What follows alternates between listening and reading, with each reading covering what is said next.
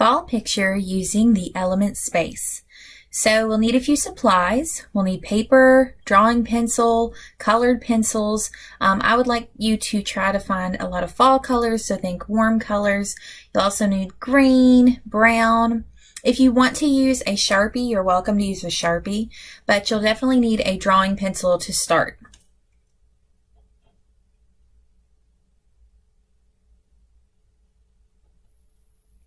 I would suggest you get an eraser, a pencil eraser. A top pencil eraser works really nicely for fine details and erasing those really small areas, and then a larger eraser for those big mistakes. So we are going to start by creating a pumpkin, and the pumpkin will be large and close to the bottom. This is the foreground. Start by drawing a curved line that is running up and down, and then another curved line, and you're creating kind of like a football shape.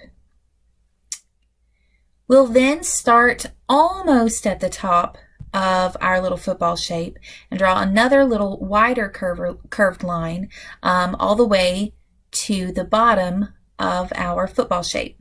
Do the same thing on the opposite side.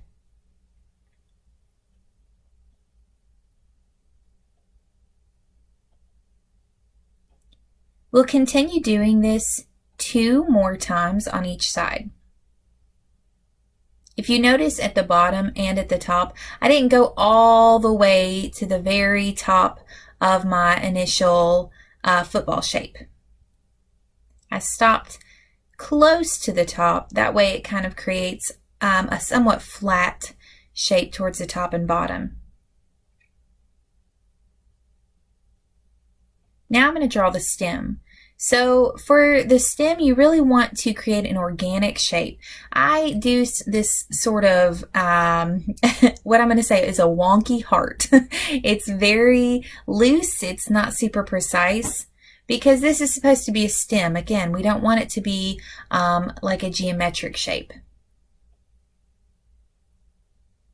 Draw your lines, and I do slightly curve the stem lines as well. Erase any sketch lines that you have that are overlapping.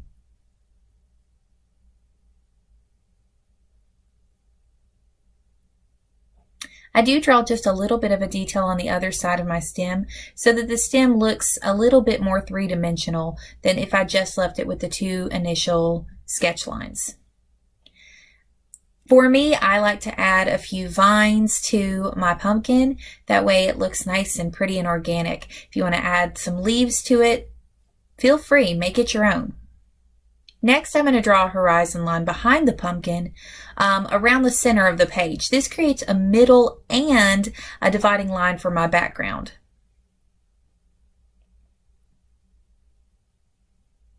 As you can see, I don't want this line to be under my pumpkin. I want it to be behind it. This creates that nice illusion of depth. I do go ahead and outline my sun. That way I've got a kind of a clear idea where I want my sun to be. I'm going to have a setting sun in my picture, but you are welcome to create whatever kind of sun you want. I'm also going to put a few sketch lines here for my shadow, my cast shadow from my pumpkin. Being that my sun is directly behind my pumpkin, I'm going to have a nice dark shadow towards the front of the page.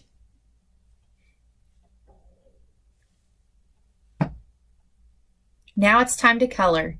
Have fun, color lightly. Remember always to start really, really light and build your color up. It doesn't matter what medium you're using. If you're using colored pencils, if you're using crayons, if you're using oil pastels, whatever it is, start light until it's right, and then build your color up as you go.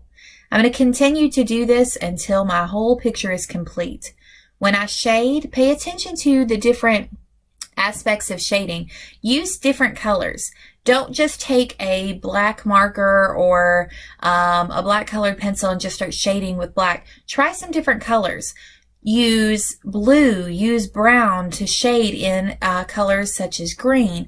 Use brown to shade inside of your pumpkin. That's what I'm going to be using in this tutorial. Make sure you take your time. Again, it takes a while to color. This is a sped up version of what I did. It took me quite a while to color this whole image. So take your time. Use time wisely. I hope you guys really enjoy this project. Have fun.